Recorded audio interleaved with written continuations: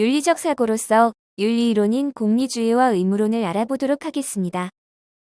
트롤리 문제 사례를 통해 공리주의와 의무론을 알아보겠습니다. 이 실험은 필립 하푸시라는 학자가 제안한 실험입니다. 우리에게는 마이클 샌델의 정의란 무엇인가 라는 책에 소개되면서 더욱 유명해졌죠? 자, 그럼 실험에 참여해볼까요? 지금 브레이크가 고장난 열차가 선로를 따라 달려오고 있습니다. 열차가 달려오고 있는 선로 위에는 5사람이 있고 당신은 선로 변환기 옆에 있습니다. 당신이 선로 변환기를 움직여 선로를 바꾸면 5사람의 생명을 구할 수 있습니다. 하지만 바뀐 선로에는 한 사람의 인부가 있고 그 인부는 열차를 피할 수 있는 시간적 여유가 없습니다. 당신이라면 이 상황에서 어떤 선택을 하겠습니까? 당연히 선로 변환기를 당겨서 5사람을 구해야 합니다. 모두를 구할 수 없는 상황이라면 한 사람의 희생으로 5명을 구하는 것이 옳은 것 같아요. 저는 선로 변환기를 당길 것 같아요. 그렇다면 당신은 공리주의적 입장에서 결정을 하고 있군요. 다음은 비슷하지만 다른 사례예요. 당신은 다리 위에서 전차가 지나가는 것을 보고 있습니다. 전차의 브레이크는 고장났고 전차 앞에는 5사람이 묶여 있습니다. 마침 다리 위에는 당신 말고도 아주 뚱뚱한 사람이 한 명 더 있습니다. 그 사람을 밀어서 육교 아래로 떨어뜨리면 전차가 멈추게 되고 5사람의 생명을 구할 수 있습니다. 당신이라면 어떻게 하겠습니까? 아까 앞의 사례처럼 한 사람을 희생해서 5사람을 구하기는 어려울 것 같아요. 이건 정말 어려운 문제네요.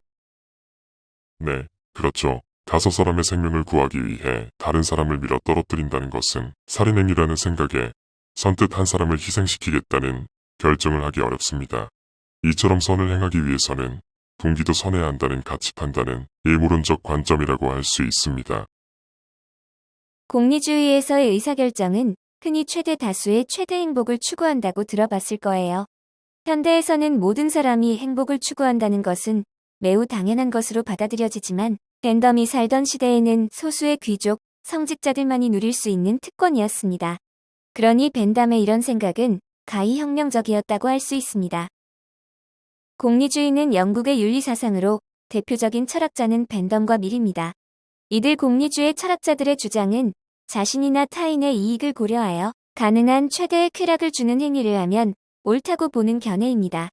또한 어떤 행위의 옳고 그름은 그 행위의 결과에 의해 판단하게 되는데 결과만 행복하다면 옳은 선택이라고 보는 결과주의를 지향합니다. 공리주의 원칙에는 최대 다수의 최대 행복 이외에도 유용성의 원칙이 있습니다. 유용성이란 공리를 극대화하는 행위로 이러한 행위가 옳은 행위라는 것입니다. 공리주의에서는 어떤 행위가 행복을 증진하는 경향이 있으면 옳고 불행을 초래하는 경향이 있으면 그릇된 것으로 판단합니다. 공리주의의 다른 특징은 최대 효용의 원칙이 있습니다.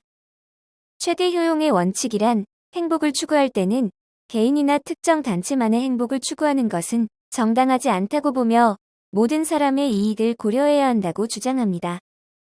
벤덤은 모든 쾌락은 질적으로 동일하다고 보며 양적 공리주의를 주장하고 쾌락은 선, 고통은 악으로 보고 쾌락과 고통의 양을 계산하는 계산법도 제시하였습니다. 밀은 감각적 쾌락보다 정신적 쾌락을 더 높은 수준으로 보는 질적 공리주의를 주장하고 만족스런 바보가 되기보다는 불만족스런 소크라테스가 낫다고 주장하였습니다. 공리주의는 행복을 계산하기 위해 비용 효과 분석을 하게 되는데 최소의 비용으로 최대의 효과를, 즉 최대의 행복을 산출할 수 있는 것을 선택해야 한다고 주장합니다. 공리주의자들은 선택한 행위가 다소 불행을 초래하더라도 그 행위가 가져오는 행복이 불행을 초과한다면 유용성의 원칙에 의해 그 행위를 선택하여야 한다고 주장합니다. 벤덤이 주장한 최대 다수의 최대 행복 추구라는 아주 획기적인 윤리사상도 소수의 개인의 권리를 존중하지 않는다는 비판을 받았습니다. 그리고 행복의 가치를 모두 비용 효과 분석을 하여 최대 유용성을 가져오는 행위를 선택해야 한다고 하는데 행복에 대한 가치를 공리주의적 계산법만으로 저울질할 수 없다는 비판을 받았습니다. 공리주의는 행위 공리주의, 규칙 공리주의, 선호 공리주의로 유형을 구분합니다.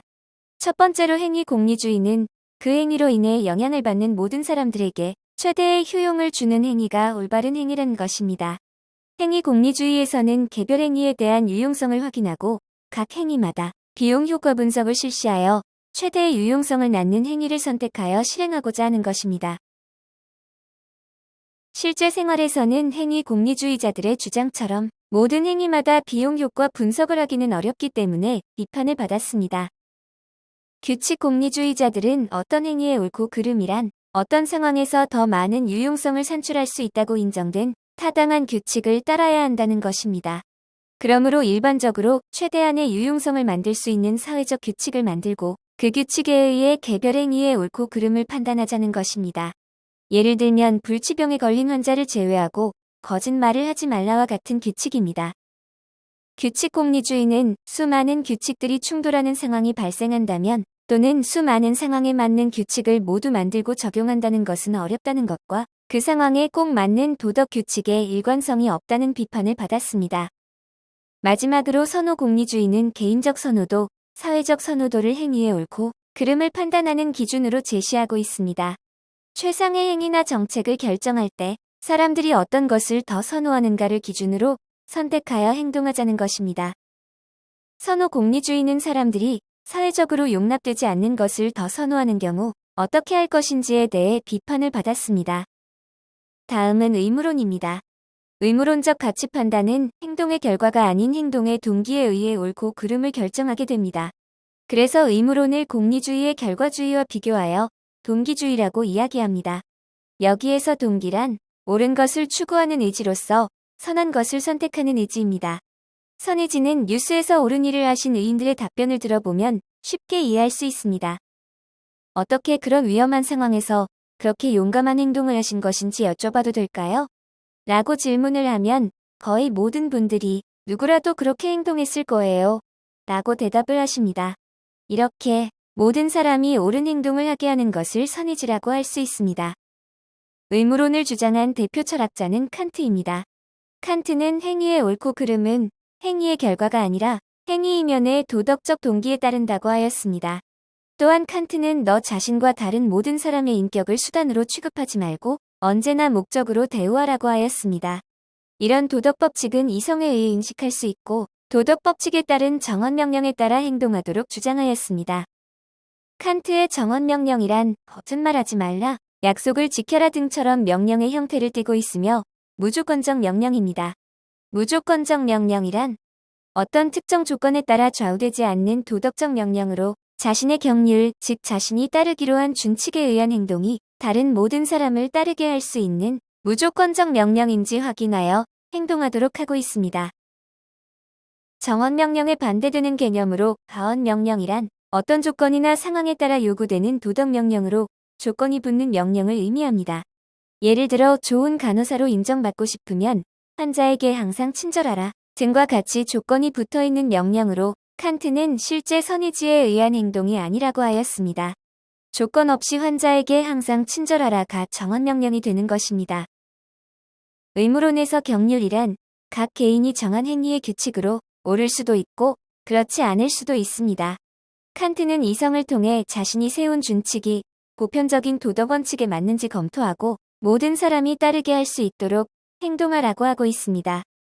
칸트는 사람들이 지켜야 할 의무를 완전한 의무와 불완전한 의무로 구분하고 있습니다. 완전한 의무란 예외가 인정되지 않는 의무로 자신에 대한 의무에는 자살하지 말라, 거짓말하지 말라, 약속을 지켜라 등이 있으며 타인에 대한 의무에는 생명 구조와 도움 요청의 의무가 있다고 하였습니다.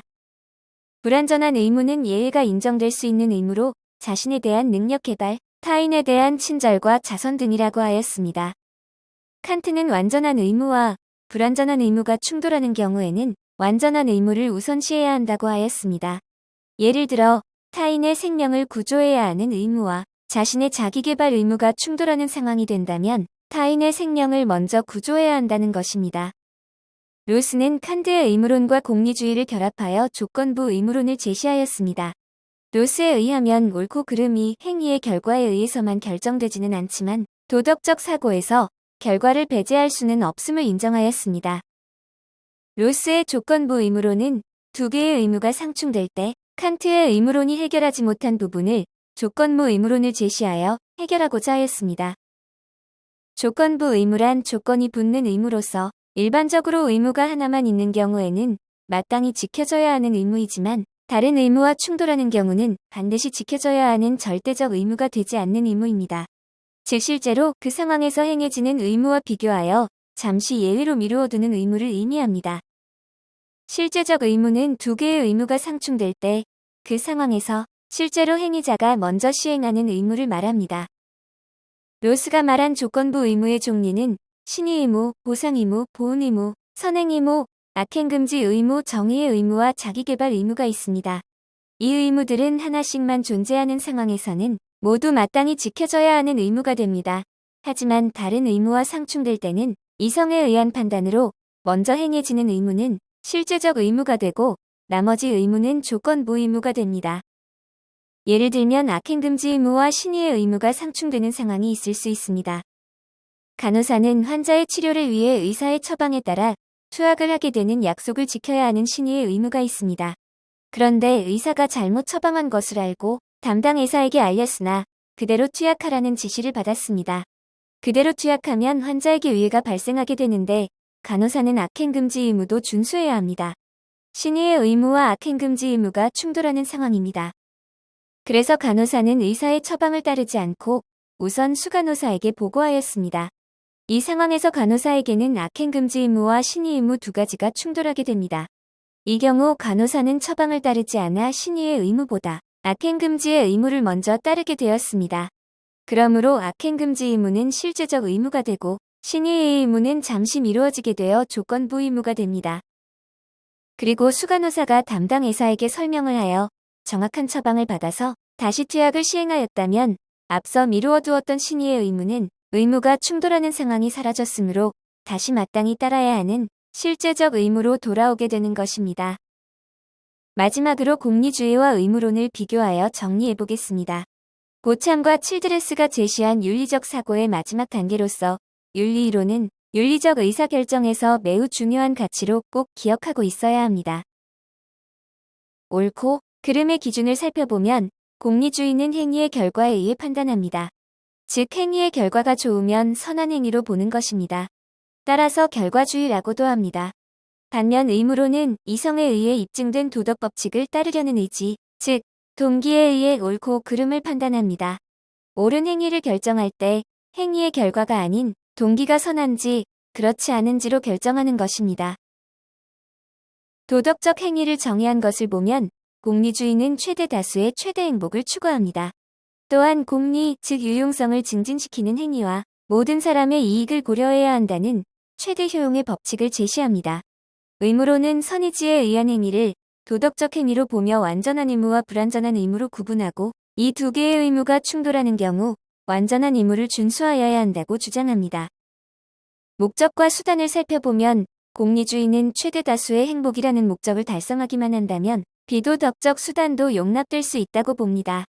예를 들어 인질범을 고문하여 인질을 구할 수만 있다면 인질범을 고문하는 것도 용납될 수 있다고 봅니다.